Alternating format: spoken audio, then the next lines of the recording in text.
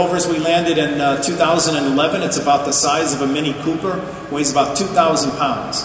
And it's been driving around. It's detected many signs of evidence that there was formerly a lot of water on the planet Mars. 3 to 4 billion years ago, Mars had lots of water.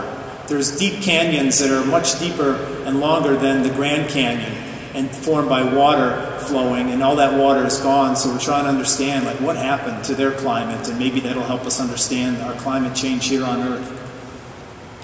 And a really exciting discovery this summer is one of the orbiting spacecraft. We discovered there's flowing water on Mars. So through a series of pictures, we could see during the Martian summer some of the ice melted, and we could see this flowing water. We also know there's ice underneath the surface. With some of the rovers, we've done trenches. You see white blocks, and the next day they'll disappear. And we know that's chunks of ice that have sublimated, that have evaporated away. That's a huge discovery, to have water on Mars that we can use, that we don't have to haul there. You know how heavy water is. If we don't have to take all that water there with us, and from water we can get hydrogen and oxygen to breathe, and hydrogen and oxygen are great rocket fuels. So to discover water there is an incredible resource for us that we'll be using for sure in the future. And NASA plans to send more robotic missions. We're going to continue this in 2016. Next year we've got a lander called InSight that'll be landing on Mars. It's going to look at any seismic activity to see if there's any Mars quakes, like we have earthquakes here. It's going to be looking at thermal diffusion, the thermal heat coming out from the center of Mars, to see if Mars has a hot core like Earth does, or if it's a cold planet. And today, as you heard, it was mentioned already that at the Marshall Space Flight Center, and also up on the International Space Station, we're testing out a lot of the systems that we're going to need for these journeys to Mars. We've had our space station on orbit for the last 15 years, and we've gained a lot of experience in oxygen systems, power systems, our communication systems, to make sure that they're going to last and be reliable for these missions to Mars. A round-trip mission to Mars, we think right now, is going to be in the neighborhood of 2 to 3 years.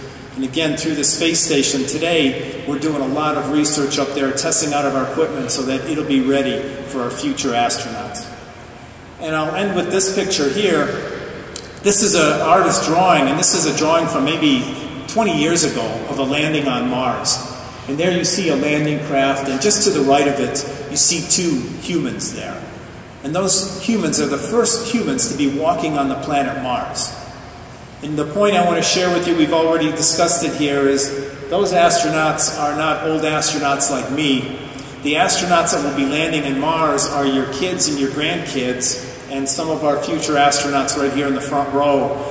This is the generation that will have the opportunity to first set foot on Mars in 20, 30 years down the road. So what we're doing today, building the Space Launch System, designing the hardware, it's all in preparation for these incredible exploration missions that are coming down the road to the moon, to asteroids, and onto Mars. And the first astronauts are going to be flying on the Orion spacecraft and SLS in just a few years. 2018, 2019, we're just a few years from launching our first astronauts on SLS. And that first mission with them is going to go out beyond the moon.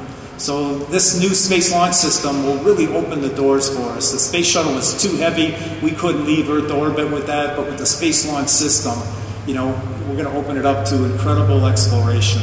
And the adventure begins now. I don't have to tell you to join us on the journey. You guys are already really important members of the team. We're all thankful for the great work that you've done. And I just want to thank you for your attention here today. Thank you all very much.